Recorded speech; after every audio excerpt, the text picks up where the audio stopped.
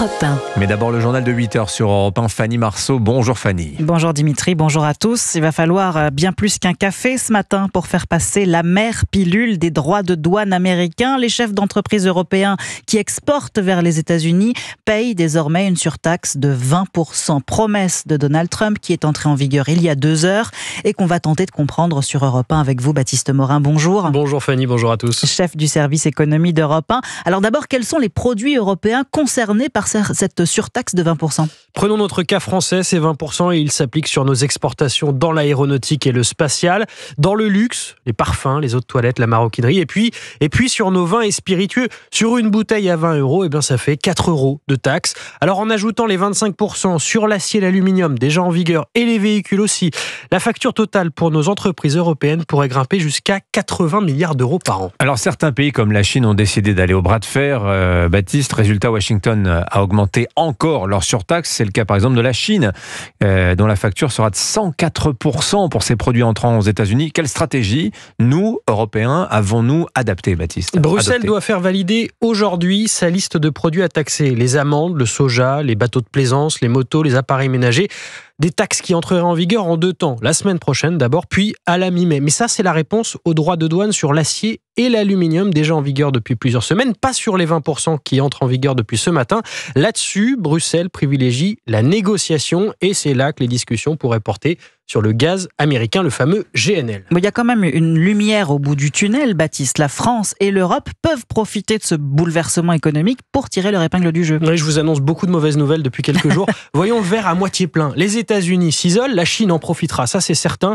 Mais l'Europe et son marché de 500 millions de consommateurs à sa place. Nous pouvons aussi nous tourner vers des pays comme le Canada ou ceux du Mercosur.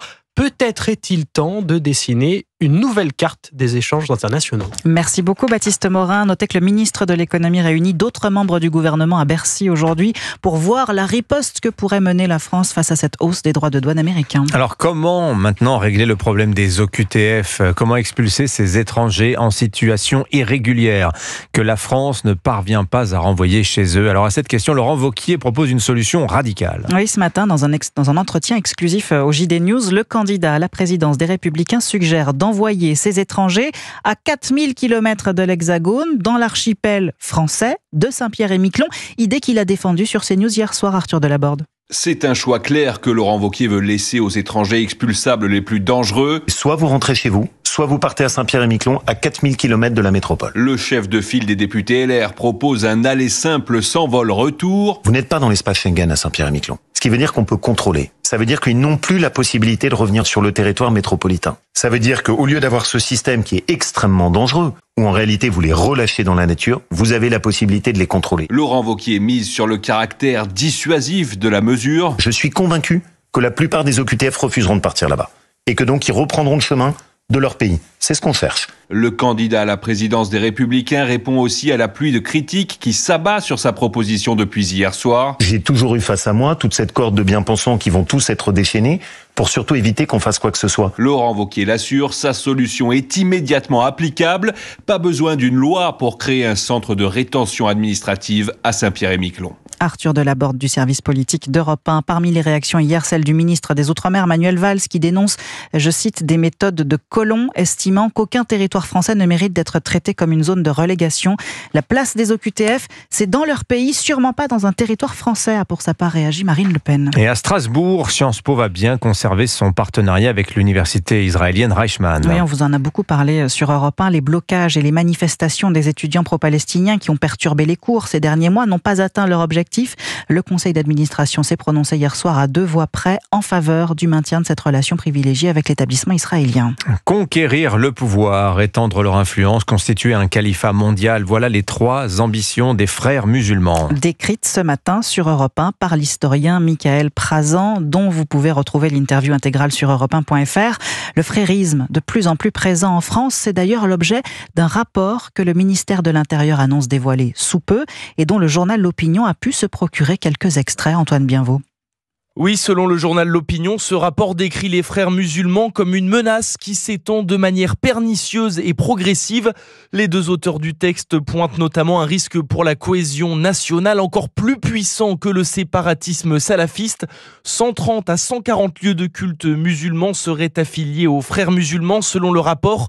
On y trouve par exemple le lycée Averroès de Lille ou celui d'Al-Kindi près de Lyon, dont les contrats d'association avec l'État ont été résiliés. Invité du grand rendez-vous Europe 1 CNews il y a 2 semaines, Bruno Retailleau mentionnait d'ailleurs déjà ce rapport, pointant du doigt un vrai danger pour la société. Croyez-moi, les frères musulmans sont en train de s'infiltrer partout où ils le peuvent. Parce que les frères musulmans veulent demain imposer la charia à toute notre société. Selon l'entourage de Bruno Retailleau, cité par l'Opinion, les frères musulmans seraient même la matrice de l'islam politique en France.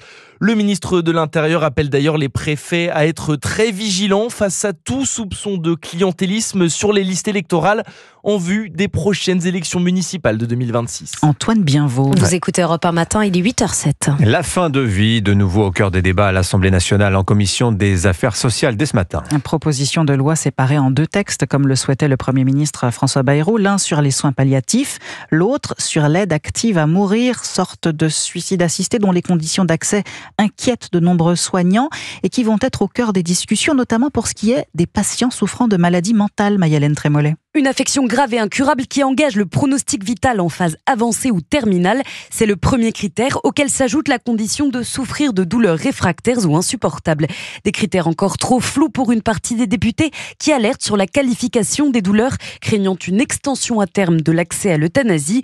Crainte partagée par plusieurs associations, notamment dans le cas précis du handicap mental. Jean-Marie Leméné, président de la Fondation Le Jeune. Ce qu'on aura considéré comme bon pour les patients, adultes et responsables, sera bon également pour les maladies psychiatriques et pour les personnes handicapées. Il y a une inquiétude qu'on ressent au niveau des parents. Il y a une inquiétude aussi des soignants. S'il faut que les personnes trisomiques 21 fassent aussi leur directive anticipée, qu'est-ce qu'ils vont écrire, quoi ? Rapporteur du texte, Olivier Falorni rappelle que l'accès à l'aide à mourir, s'il était autorisé, nécessiterait aujourd'hui un discernement total, et ce jusqu'au dernier moment, sans convaincre une partie des soignants et associations qui pointent du doigt l'extension rapide du droit à l'euthanasie à l'international.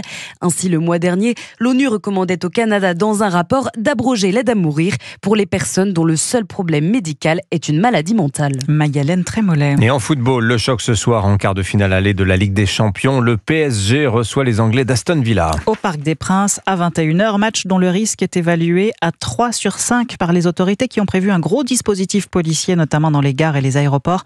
3000 supporters anglais sont attendus, dont 1 millier qui n'ont pas acheté de billets pour assister à la rencontre. Aston Villa, un vieille gloire du foot anglais, c'est la Ligue des Champions 1982. Aston Villa arrive cette saison en grande forme. Le club de Birmingham, mené par l'ancien entraîneur du PSG, Unai Emery, vient d'enchaîner 7 victoires consécutives. Face à lui, Paris fait malgré tout figure de favori avec son armada défensive et notamment Désiré Doué qui fait des étincelles en ce moment, Cyril de la Morinerie. Oui, à 19 ans, Désiré Doué va disputer pour la première fois de sa carrière un quart de finale de Ligue des Champions. La pépite du PSG, révélation de la saison avec 11 buts et 12 passes décisives, fait preuve d'une grande maturité. En l'absence du capitaine Marquinhos suspendu, c'est Désiré Doué qui s'est adressé aux médias et son message est limpide, il faut se méfier d'Aston Villa. Quand on arrive en quart de finale de Champions League, il n'y a pas forcément de hasard. Si Aston Villa est là, c'est qu'il le mérite. Donc parler d'un favori aujourd'hui, je ne sais pas si c'est la bonne chose à faire. Nous, on aborde ce match avec beaucoup de sérieux et on va y aller pour gagner. Car le PSG, vainqueur de Liverpool et Manchester City, fait peur à toute l'Europe. Luis Enrique, qui fêtera ce soir son 100e match sur le banc parisien, dirige des joueurs soudés et complémentaires, confirme la consultante de Canal+, Laure Boulot. Le collectif est devenu plus fort que tout. Il y a un virage à 180 degrés qui a été pris et c'est ça qui fait que le PSG aujourd'hui peut être une équipe qui peut embêter tout le monde. Et le club de la capitale, sacré champion de France samedi dernier, espère se frayer un chemin jusqu'à la finale de la Ligue des Champions, prévue fin mai à Munich. Cyril de la Morinerie, c'est donc ce soir 21h le match Paris Saint-Germain-Aston Villa. Merci Fanny Marceau. Dans un instant sur Europe 1, la porte-parole du gouvernement Sophie Primas est l'invitée de Sonia Mabrouk. Bon réveil.